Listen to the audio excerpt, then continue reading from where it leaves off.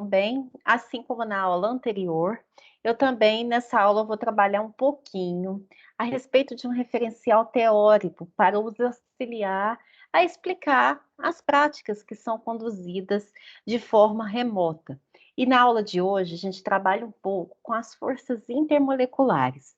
Para tanto, eu vou compartilhar minha tela com vocês, de modo a facilitar o entendimento do conteúdo. Bom, pessoal, as moléculas se atraem, né? E dessas atrações de moléculas surgem inúmeras consequências. E é isso que nós vamos ver na aula de hoje.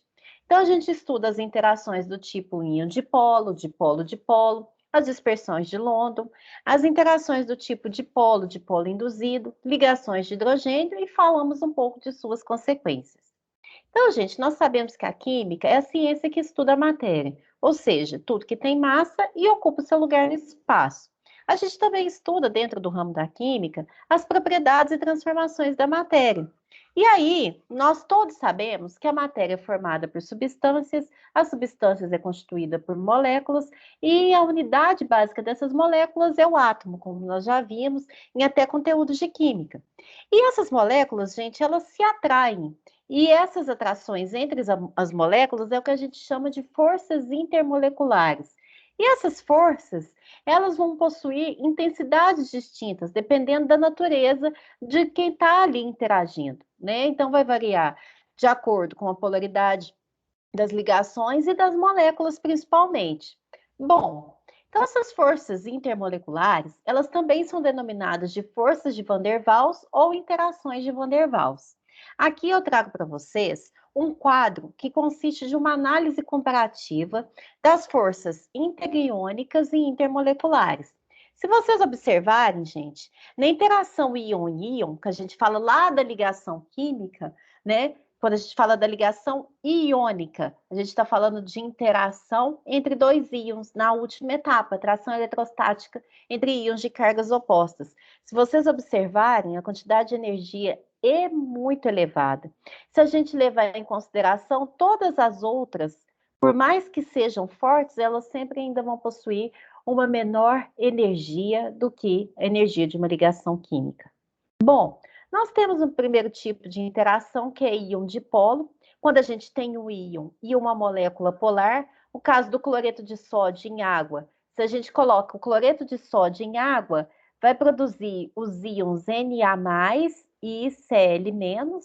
Nós já vimos em aula anterior que o oxigênio ele desenvolve uma carga negativa e o parcial negativa, e os hidrogênios uma carga parcial positiva. Então, o que vai acontecer nessa interação íon-dipolo? Isso daqui. Os íons positivos vão ser atraídos pela molécula do solvente polar, que eu estou representando a água, mas poderia ser outro solvente polar. Então, o íon positivo ele vai ser atraído pela carga parcial negativa, e o procedimento contrário a gente observa para o ânion formado durante esse processo de dissociação iônica do composto iônico. Então, nós temos esse fenômeno aqui, chama de solvatação, né? Bom, nós temos a interação dipolo-dipolo, que é o que acontece entre duas moléculas polares.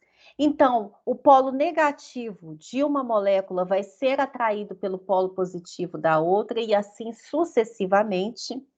Nós temos também a interação do tipo dipolo induzido, né? Então, nesse caso, gente, a molécula que é polar, ela induz a geração de polo em outra que é apolar. Então, isso explica o fato do oxigênio ser dissolvido na água.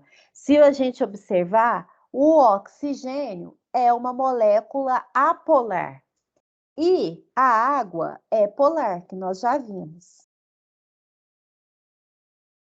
Mas se semelhante dissolve semelhante, molécula polar tende a se solubilizar em solvente apolar e vice-versa, apolar em apolar, por que a gente consegue solubilizar o oxigênio na água, né? E esse oxigênio é que mantém a vida de peixes e animais aquáticos? Justamente porque Quando a molécula de água está próxima da molécula de oxigênio, gera um momento de dipolo naquele instante. E a ligação fica polarizada, ou seja, acontece uma distorção da nuvem eletrônica e um dos átomos de oxigênio ficam mais próximo desses elétrons, né, dessa nuvem eletrônica desenvolvendo uma carga negativa ali naquele momento, enquanto aquele em que a nuvem eletrônica foi arrastada de perto de si, desenvolve uma carga parcial positiva. É bom ressaltar para você, gente, que isso explica apenas a solubilidade de moléculas que são pequenas, porque a aproximação é suficiente para acontecer essa distorção da nuvem eletrônica. Então, a gente não vai observar isso no caso de solubilidade de óleo em água, né? A gente não vai conseguir observar justamente porque o óleo ele vai ser formado, né, por ácidos graxos lá que tem cadeias carbônicas muito elevadas e que são apolares. Então, a gente não consegue falar disso no questão do óleo. Nós também temos a dispersão de London, que são interações do tipo de polo induzido, que acontece entre duas moléculas apolares. Então, se eu falo da aproximação entre duas moléculas que são apolares, por exemplo, se eu tiver duas moléculas de CO2 e quero saber a interação entre essas moléculas de CO2. No momento que elas se aproximam, cria um momento de dipolo naquele instante. E aí, justamente ali que vai acontecer esse tipo de interação. E nós temos as ligações de hidrogênio, que é um tipo de interação dipolo-dipolo, só que agora nós temos que é um tipo de interação mais forte que existe, tá? Em que o oxigênio ele vai estar ligado a elementos muito. Oxigênio, não, gente, desculpa. O hidrogênio vai estar ligado a elementos muito eletronegativos, como flúor, oxigênio e nitrogênio. E aí, o que, que acontece? Como esses elementos são muito eletronegativos, eles puxam muitos elétrons para si, né? E aí, esses elementos puxando os elétrons para si, faz com que o hidrogênio fique com caráter de próton, desenvolvendo uma carga parcial positiva, enquanto eles desenvolvem uma carga parcial negativa. É um tipo de interação muito forte e que explica elevada tensão superficial da água. Se vocês observarem, né, a água, dependendo do que coloca nela, né? Às vezes até um inseto pode caminhar sobre a água. Justamente a película que é formada na sua superfície, que é graças à atuação dessas forças intermoleculares, né? Justamente porque as moléculas que elas estão no interior, elas interagem muito, elas tendem a puxar as moléculas que estão na superfície. Como as moléculas na superfície, elas vão interagir com o ar circundante e as que estão no interior, só que elas não interagem tanto como as que estão no interior do líquido, elas tendem a ser puxadas. Só que aí elas vão fazer uma força contrária para impedir isso. E aí a gente vai chamar de tensão superficial, que é então explicado por essas forças intermoleculares. Então, gente, essas forças elas são aplicáveis em vários fenômenos que acontecem no nosso dia a dia. Explicam por que, que o gelo flutua sobre a água, por que, que a madeira é um sólido sobre o qual podemos pisar. Explica a estrutura, né, da cadeia de DNA, então as bases nitrogenadas, elas vão se interagir justamente mediante essas interações do tipo ligações de hidrogênio, e indicam a importância, né, da utilização da água com sabão na linha de frente a essa combate à pandemia ocasionada pelo novo coronavírus. Então, gente, quimicamente, o conceito de polaridade de líquidos, de substâncias, quando ele está associado com essas forças intermoleculares, ratifica, dentre outras propriedades, diferentes temperaturas de ebulição, que a gente pode observar em métodos de análise imediata, como destilação simples, destilação fracionada, miscibilidade dos líquidos, né? Explicam por que líquidos polares, eles vão solubilizar substâncias apolares, líquidos apolares vão solubilizar substâncias apolares, justamente por causa da atuação dessas forças intermoleculares. Explicam pressão de vapor de um líquido, volatilidade e até mesmo o estado físico da matéria. Bom, aqui eu trago um slide que mostra as consequências dessas forças intermoleculares. Se vocês observarem, né, aqui a gente tem uma avaliação da temperatura de ebulição em função da massa molar. A gente vê que aumentando a massa molar, aumenta-se a temperatura de ebulição. Mas vocês podem observar que a água, ela possui um comportamento anômalo, justamente porque ela tem uma massa molar de 18 gramas por mol, mas ela possui a maior temperatura de ebulição, justamente porque todas essas outras substâncias aqui, a interação entre as moléculas é mediante dipolo-dipolo. Já no caso da água, a gente tem a ligação de hidrogênio que é muito forte.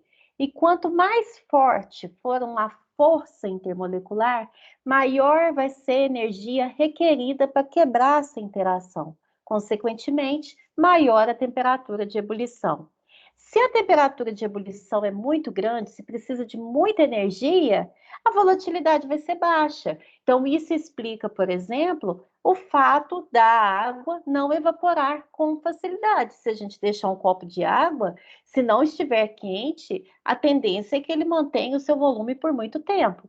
Ao passo que a acetona é um líquido super volátil, justamente porque a interação entre as moléculas é muito baixa. Então, precisa de pouca energia para quebrar essa interação e acontecer essa passagem para a fase gasosa. A gente consegue também explicar a solubilidade. Se a gente observa, nós temos aqui a vitamina A e a vitamina C. Se a gente coloca essas vitaminas em água, a gente consegue observar que a vitamina C, ela vai ser muito mais solúvel em água do que a vitamina A, justamente por quê? Porque a vitamina A, ela vai fazer apenas uma interação do tipo ligação de hidrogênio, né? E ao passo que a gente tem vários pontos aqui em que é possível fazer essas interações do tipo ligação de hidrogênio, que vai permitir essa miscibilidade. E aí a gente também observa a temperatura de fusão da vitamina A em relação à vitamina C. Como a interação com a água vai ser menor, ou a interação entre moléculas, né? Então, eu já falei da interação com a água, expliquei a miscibilidade, agora eu falo interação entre moléculas. A interação aqui, ó, vai ser baixa em relação a essa daqui. Então, consequentemente, isso implica que a temperatura, para acontecer a passagem de um estado para o outro, vai ser menor. Ao passo que aqui, ó, tem muitas possibilidades de interação do tipo ligações de hidrogênio, consequentemente, a temperatura de fusão vai ser muito mais alta quando a gente compara com a vitamina A. Essa polaridade também, ela explica a solubilidade em compostos apolares e polares, solventes apolares e polares. Aqui, se a gente observar, nós temos os dois átomos de cloro em posições diferentes. Nesse caso aqui, ó, nós temos moléculas polares, e aqui no caso nós temos molécula apolar. Então, quer dizer que a mudança de posição do cloro aqui no anel benzênico vai influenciar tanto na solubilidade e, consequentemente, na temperatura de ebulição quando se compara com outros compostos. Então, explica, igual já falei com vocês, né, o gelo flutuar na água, o estado de agregação da matéria, né, no estado sólido as moléculas estão muito próximas, consequentemente as forças que estão atuando ali são muito grandes. A partir do momento que as forças que atuam são pequenas, as moléculas tendem a se distanciar e aí a gente identifica aquelas moléculas que estão no estado gasoso, justamente aquelas moléculas que estão mais distantes umas das outras. Explica o fato, né, do óleo e água formarem uma mistura heterogênea, justamente porque o óleo é um líquido apolar e a água é um líquido polar. Então, líquidos com polaridades diferentes não vai ter aquela interação, essas forças intermoleculares. e explica por que o sabão, né, ele pode ser utilizado no combate à pandemia provocada pelo novo coronavírus. Então, gente, saber a polaridade de moléculas, polaridade de líquidos, vai ser fundamental para a gente entender essas forças intermoleculares e identificar as forças intermoleculares responsáveis pelos fenômenos. As forças intermoleculares, elas governam muitos fenômenos, igual a gente viu, tanto na natureza quanto quimicamente, e pode ser explicada a nível molecular. Elas também são um ponto crucial para a gente entender muitas práticas de laboratório, conforme vai ser visto no roteiro experimental de vocês. O que eu tinha para falar aqui são as referências que eu utilizei. O que eu tinha para falar, gente, com vocês era isso. E eu me coloco à disposição para esclarecer possíveis dúvidas.